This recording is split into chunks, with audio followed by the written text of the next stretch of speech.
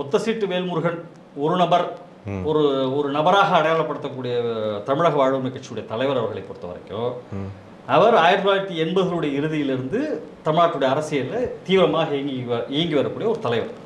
அவருடைய போராட்ட களம் என்பது இந்த தமிழ்நாட்டில் முதன்மையாக இருக்கக்கூடிய பெரும்பான்மை மக்களாக இருக்கக்கூடிய வன்னிய மக்களுடைய இடஒதுக்கீடு உரிமை போராட்டத்தில் தொடங்கி தமிழீழ விடுதலை ஆதரவு போராட்டம் ஆரம்பித்து இன்றைக்கு இங்க இருக்கக்கூடிய ஒரு சமூக நீதி போராட்டத்தையும் தமிழ் தேசிய விடுதலை போராட்டத்தையும் இரண்டும் ஒருங்கிணைந்த ஒரு பார்வையோடு கொண்டு செல்லக்கூடிய ஒரு தலைவராக அவர் இன்னைக்கு பரிணமித்திருக்கிறார், வளர்ந்திருக்கிறார்.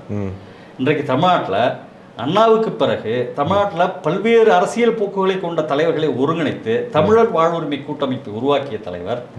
இன்றைக்கு அவரை திமுகவுடைய கூட்டணி கட்சி தலைவராக இவர்கள் அடையாளப்படுத்துகிறார்கள். அவர் வெறும் திமுகவுக்கு மட்டும் கூட்டணி கட்சி தலைவராக இல்லை, அவர் நக்சல்பாரிகளோடு கூட்டணி வைத்திருக்கிறார். சிறுபான்மை தேசிய சிறுபான்மை மதங்களை சேர்ந்த தலைவர்களோடு கூட்டணி வைத்திருக்கிறார். விடுதலை சிறுத்தை கட்சிகளோடு கூட்டணி வைத்திருக்கிறார். மார்க்சிஸ்ட் கம்யூனிஸ்ட் கட்சி, இந்திய கம்யூனிஸ்ட் கட்சியோட கூட்டணி வைத்திருக்கிறார். தமிழ்நாட்டில் யார் எங்கு அடிபட்டாலும் யார் எங்கு போராடினாலும் அவர்களோடு அவர் கூட்டணி வைத்திருக்கிறார். ஆனா நீங்க சொல்ற மாதிரி எல்லா தரப்பு மக்களோடு கூட்டணி வைத்திருக்கக்கூடிய, அனைத்து மக்களுடைய சிக்கல்களையும் கையாளக்கூடிய ஒரு தமிழ் தேசிய அரசியலை வெறும் அடையாள போராட்டமாக மட்டும் நடத்தாமல் தமிழ் தேசத்தில் இருக்கக்கூடிய அனைத்து மக்களுடைய உரிமை போராட்டமாக தமிழ் தேசிய அரசியலை வளர்த்தெடுத்தவர் தான் தோழர் வேல்முருகன் அவர்கள். அவரை நீங்கள் வெறும் ஒரு தனிநபராக அடையாளப்படுத்துவது என்பது தவறு.